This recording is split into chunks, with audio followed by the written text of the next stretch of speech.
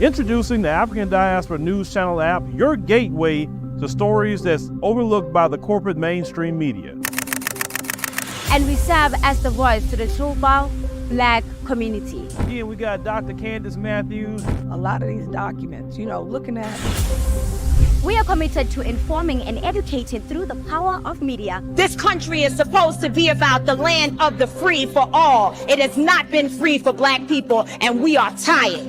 With our platform, we're helping to end injustice by exposing it. Join us in standing for excellence in journalism and serving our community. Download the African Diaspora News app today. Is the Government of National Unity already in trouble as negotiations hit a brick wall in Gauteng province? Hello, my name is Reneilwe Morema, and I am your host right here on the African Diaspora News channel, reporting live from Johannesburg, South Africa. Repeat that statement. I, Angela K. Dean. Angela K. Dean. Take you. Kendi Ilesome Michael. Michael. To be my lawful husband. To be my lawful husband. To love and to obey. To what? love and to obey. What? Yes, to love and to obey. Obey what? Obey husband. And obey who? Remember in my last segment when I said this Government of National Unity is destined to fail, just like the Nelson Mandela and de Klerk Government of National Unity back in 1994?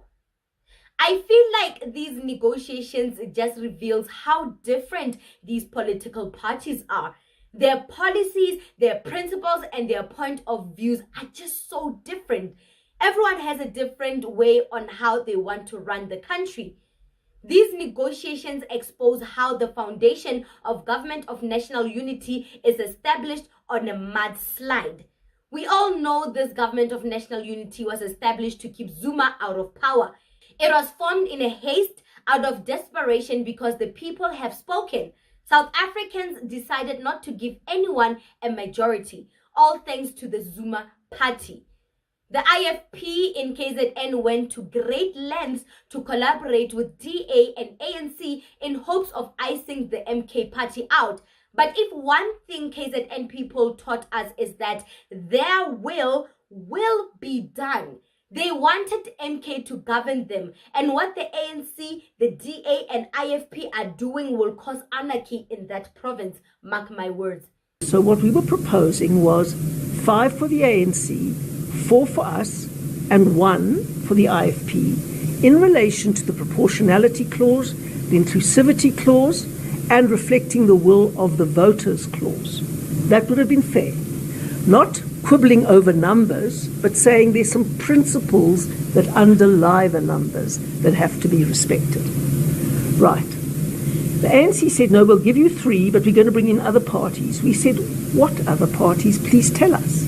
That is in good faith. If you're establishing a government of provincial unity, we need to know, because we have some red lines. We actually do. And they wouldn't tell us, and today they said, no, well, actually the plan was to give you 3 and to take 7. So we could see that they'd been in bad faith, which was a huge problem for us. And then they said, okay, we can give now 1 to the IFP, but then you have to still keep 3 and we take 6. It doesn't work that way. There's got to be fairness. And it is very hard for the ANC to come to terms with losing power. I understand that. But they got 34%. They didn't get 50% plus 1. And that means that they can't dictate the terms. Yes, they are still the biggest party in the Government of National Unity, but we're not far behind them, and this has to be a power-sharing arrangement. This grand coalition was not built on honesty. It wasn't built to improve the lives of South Africans. It is just pure politics. The corrupt ANC, the pro-Zionist DA, and the murderous IFP getting together to hog these high positions in cabinet to help each other loot state funds in this Government of National Mafias will only result in detrimental effects on the economy. In the last 2 to 3 weeks, we have witnessed the ANC-DA squabble so stupidly over cabinet positions, and the fact that the public has no idea what is happening in these negotiations shows how untrustworthy these parties are. No one wants to be honest. Guys, we voted, but do we really get to choose?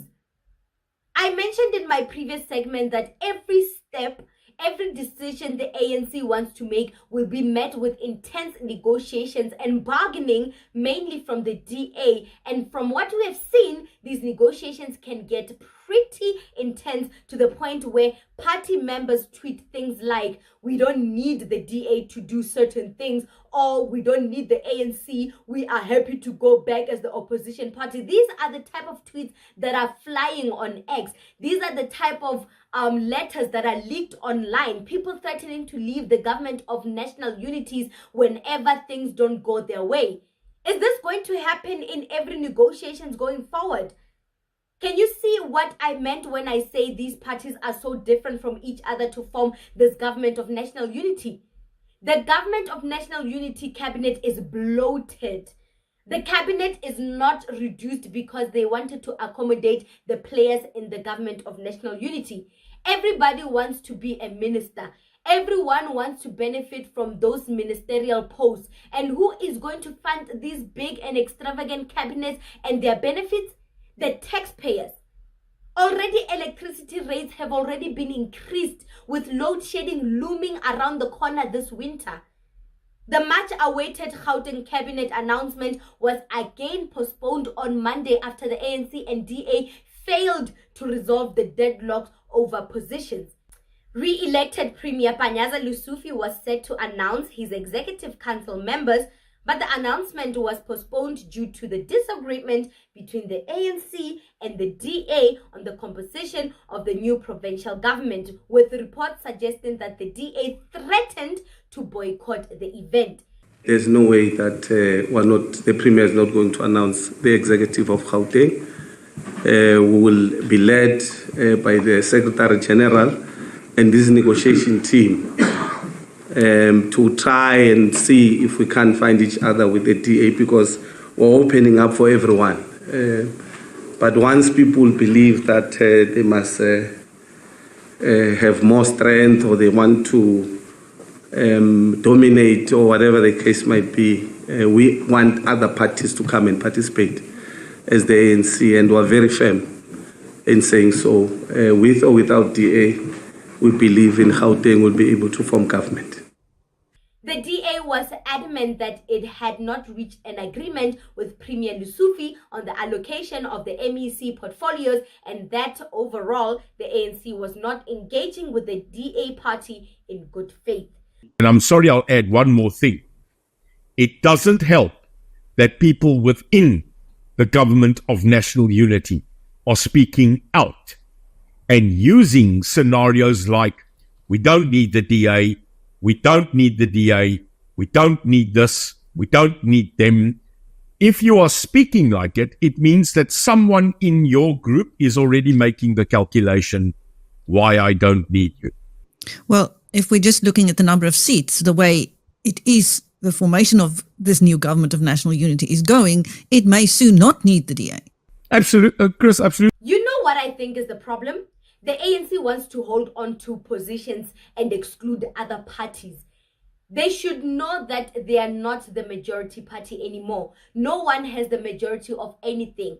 What the ANC is displaying is utter bullying and their obsession to cling on to power.